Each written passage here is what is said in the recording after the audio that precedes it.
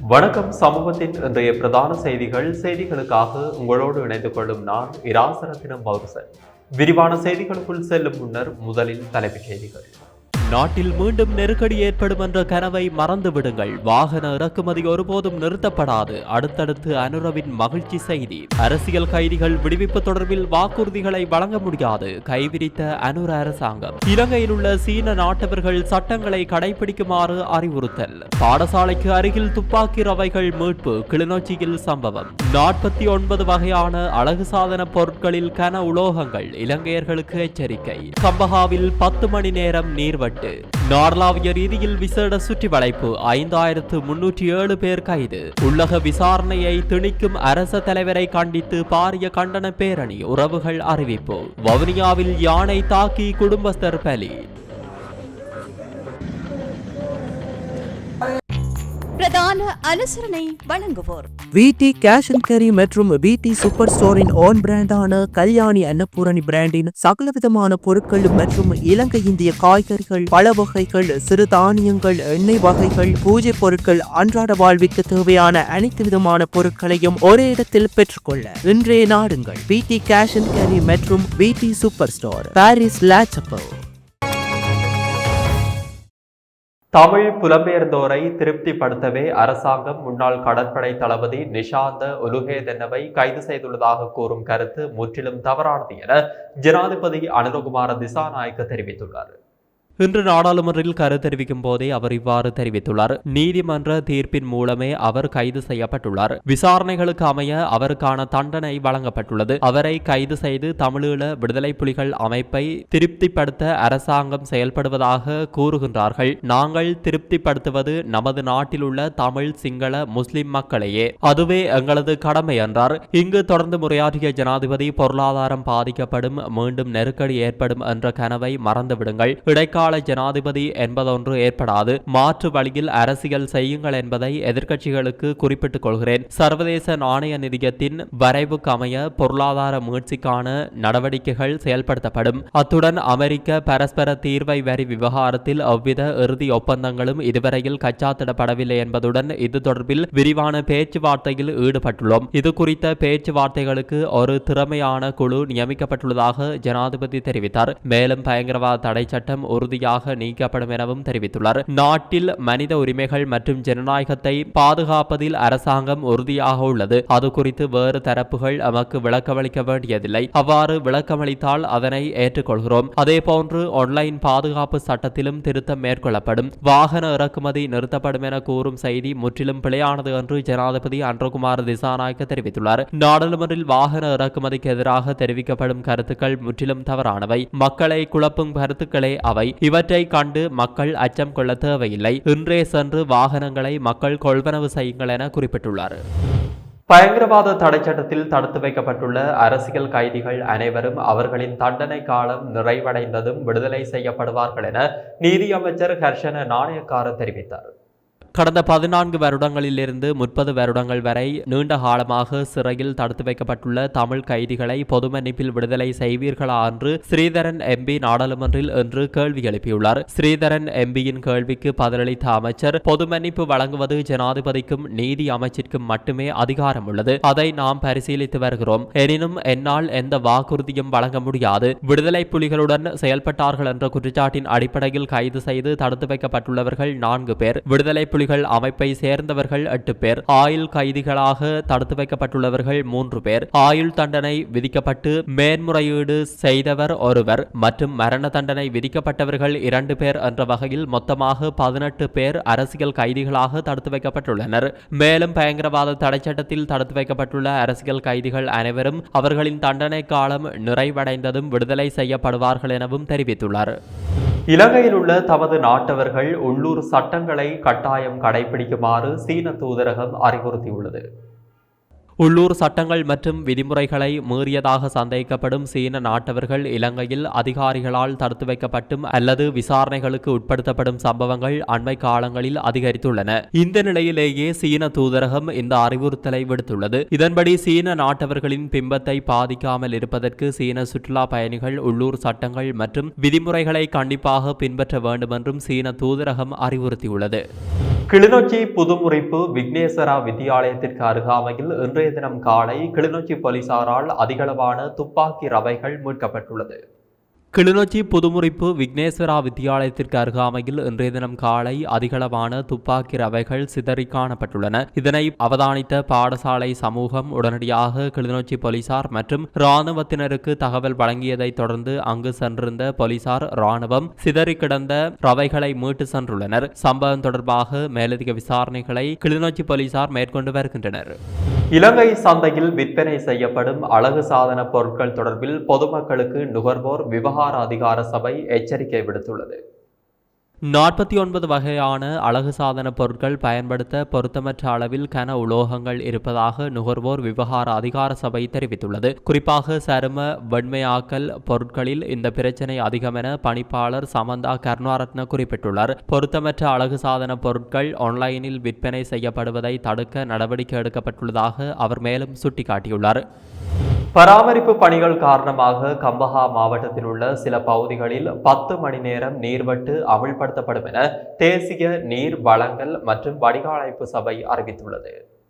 இந்த நீர்வெட்டு எதிர்வரும் சனிக்கிழமை காலை 10 மணி முதல் இரவு 8 மணி வரை அமல்படுத்தப்பட உள்ளது. அதன்படி நிட்டம்புவ கந்தஹேன கோங்கஸ்தெனிய பின்னஹொல்லவத்த கோலவத்த ஹொரஹதனிய ரணபொக்குணகம படலிய அத்தனஹெல்ல பஸ்யால உராபொல திக்கந்த மிவிட்டி ஹம்மன மாஹிம்புல மாத்தலான ஹக்கல்ல அலவல கல்லபிட்டிய மற்றும் எல்லமுல்ல ஆகிய பகுதிகளில் நீர்வெட்டு அமல்படுத்தப்பட உள்ளதாக தேசிய நீர் வழங்கல் மற்றும் வடிகாலமைப்பு சபை தெரிவித்துள்ளது.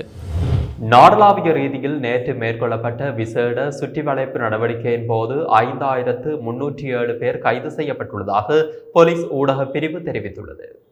போலீஸ் அதிகாரிகள், இராணுவ வீரர்கள், போலீஸ் விசேட அதிரடிப்படையினர் மற்றும் கடற்படையினர் ஆகியோர் இணைந்து இந்த சுற்றிவளைப்பு நடவடிக்கையினை மேற்கொண்டுள்ளனர். இந்த விசேட சுற்றிவளைப்பு நடவடிக்கையின் போது பல்வேறு குற்றச்செயல்கள் தொடர்பில் ஆதாரங்களுடன் 20 பேரும், சந்தேகத்தின் பேரில் 676 பேரும், பிடியாணை உத்தரவு பிறப்பிக்கப்பட்ட 216 பேரும், திறந்த பிடியாணை உத்தரவு பிறப்பிக்கப்பட்ட 459 பேரும், மதுபோதையில் வாகனங்கள் செலுத்தியமை தொடர்பில் 86 சாரதிகளும், கவனக்குறைவாக வாகனங்களை செலுத்தியமை தொடர்பில் 22 சாரதிகளும், ஏனைய போக்குவரத்து விதிமுறைகளை மீறியமை தொடர்பில் 3828 பேரும் கைது செய்யப்பட்டுள்ளதாக போலீஸ் ஊடக பிரிவு தெரிவித்துள்ளது. விசேட சட்டங்களுக்கு முரணான வகையில் திருத்தங்களை செய்து மாணவர்களின் உரிமைகளை மீறும் வகையில் செயல்பட்ட உத்தியோகத்தர்கள் தொடர்பிலான விசாரணைகள் காலதாமதமடைவதற்கான காரணம் என்ன என நாடாளுமன்ற உறுப்பினர் அர்ஜுனா ராமநாதன் கேள்வி எழுப்பியுள்ளார். நாடாளுமன்றத்தில் அதற்கு பதிலளித்த பிரதமர் ஹரிணி அமரசூரிய, பட்டதாரி பயிலுனர் 40,000க்கும் மேற்பட்டவர்களுக்கு 2019 ஆண்டு நடைமுறைக்கு வரும் வகையில் 7500 பேரும், 2021 ஆண்டு நடைமுறைக்கு வரும் வகையில் 803 பேரும் 2023 ஆண்டு பயிற்சிகளுக்காக ஒருங்கிணைக்கப்பட்டிருக்கின்றார்கள் மற்றும் அபிவிருத்தி உத்தியோகத்தர்கள் சேவை பிரமாண அடிப்படையில் பொதுச் சேவை ஆணைக்குழுவினால் 2021 மற்றும் 2023 ஆண்டுகளில் அபிவிருத்தி உத்தியோகத்தர்களாக நியமிக்கப்பட்டுள்ளதாக தெரிவித்துள்ளார். மேலும் மாகாண கல்வி பணிப்பாளர் என்ற வகையில் 2025 6 மாதம் 30 முன்வைக்கப்பட்ட தனிநபர் தரவுகளுக்கு அமைய 604 வெற்றிடங்கள் குறிப்பிடப்பட்டிருந்தன. ஆசிரியர் சேவை பிரமாணங்களின் அடிப்படையில் ஆசிரியர் கலாசாலைகள் மற்றும் திறந்த பரீட்சைகள் மூலமாக தெரிவு செய்யப்படுகின்ற சந்தர்ப்பத்திற்கு புறம்பாக எந்தவொரு தீர்மானமும் கொள்கை ரீதியாக இல்லை எனவும் அவர் சுட்டிக்காட்டியுள்ளார். அதேவேளை வடமாகாணத்தில் ஆசிரியர் பற்றாக்குறையை நிவர்த்தி செய்வதற்கு ஆளுநரின் அனுமதியுடன் பொதுச் சேவைகள் ஆணைக்குழுவினால் 2023/10/23 321 வெற்றிடங்களுக்கான விண்ணப்பங்கள் கோரப்பட்டுள்ளன. அதேவேளை தகமைகளை நிறைவு செய்த 253 பட்டதாரிகளுக்கு 2024 ஆண்டு நடைமுறைக்கு வரும் வகையில் நியமனங்கள் வழங்கப்பட்டுள்ளதாகவும் அவர் தெரிவித்துள்ளார். 15 மில்லியன் ரூபாவை நிறுவனம் ஒன்றில் முதலீடு செய்தமையின் ஊடாக பண மோசடி தடுப்புச் சட்டத்தின் கீழ் நாமல் ராஜபக்ஷ உள்ளிட்ட தரப்பினருக்கு எதிராக தாக்கல் செய்யப்பட்டுள்ள வழக்கு விசாரணைகளை ஜனவரி மாதம் 29 மீள விசாரணைக்கு எடுத்துக்கொள்ள கொழும்பு நீதவான் நீதிமன்றம் உத்தரவு பிறப்பித்துள்ளது. குறித்த முறைப்பாடு கொழும்பு பிரதான நீதவான் தனுஜா லக்மாலி முன்னிலையில் இன்று விசாரணைக்கு எடுத்துக் கொள்ளப்பட்டது. இதன்போது நாமல் ராஜபக்ஷவும் சந்தேக நபர்களும் நீதிமன்றில் ஆஜராகியிருந்தனர். இந்த விசாரணை தொடர்பாக சட்டமா அதிபரிடமிருந்து இன்னும் அறிவுறுத்தல்கள் கிடைக்கவில்லை என்று குற்றப்புலனாய்வு திணைக்களம் நீதிமன்றத்திற்கு தெரிவித்துள்ளது. அதன்படி வழக்கை எதிர்வரும் 29 மீண்டும் விசாரணைக்கு எடுத்துக் கொள்வதாக நீதிபதி அறிவித்திருந்தார். சட்டமா அதிபரின் அறிவுறுத்தல்கள் குறித்து நினைவூட்டல்களை அனுப்பவும் உத்தரவிட்டார். செம்மணி மனித புதைக்குழி அகழ்வில் கண்டெடுக்கப்படும் உடல்கள் தொடர்பாக சர்வதேச விசாரணை வேண்டும் எனவும் உள்ளக விசாரணையை திணிக்கும் அரச தலைவரை கண்டித்தும் பாரிய கண்டன பேரணியினை நடத்த உள்ளோம் என வடக்கு கிழக்கு வலிந்து காணாமலாக்கப்பட்டோரின் உறவுகள் சங்கத்தின் செயலாளர் சிவானந்தன் ஜெரிட்ரா தெரிவித்தார். அதன்படி சர்வதேச வலிந்து காணாமலாக்கப்பட்டவர்கள் தினமான எதிர்வரும் 30ஆம் தேதி வடக்கு மாகாணத்தில் யாழ்ப்பாணத்திலும் கிழக்கு மாகாணத்தில் மட்டக்களப்பிலும் மாபெரும் கவனஈர்ப்பு பேரணியை நடாத்த உள்ளதாக அறிவிக்கப்பட்டுள்ளது. யாழ் ஊடக அமையத்தில் இன்று இடம்பெற்ற ஊடக சந்திப்பில் கருத்து தெரிவித்த போதே அவர் இவ்வாறு தெரிவித்தார். மேலும் தெரிவிக்கையில், ஐக்கிய நாட்டு மனித உரிமை ஆணையாளர் இங்கு விஜயம் செய்திருந்தார். அவர் செய்கின்ற போது நாம் உண்மையாகவே இந்த செம்மணி புதைக்குழி வடக்கிலும் கிழக்கிலும் எத்தனையோ புதைக்குழிகளை பார்வையிட்டு இந்த காணாமலாக்கப்பட்ட உறவுகளை பார்த்திருந்த போது நாங்கள் நினைத்தோம் சர்வதேச நீதிக்கு அவர் பரிந்துரை செய்வார் என்று.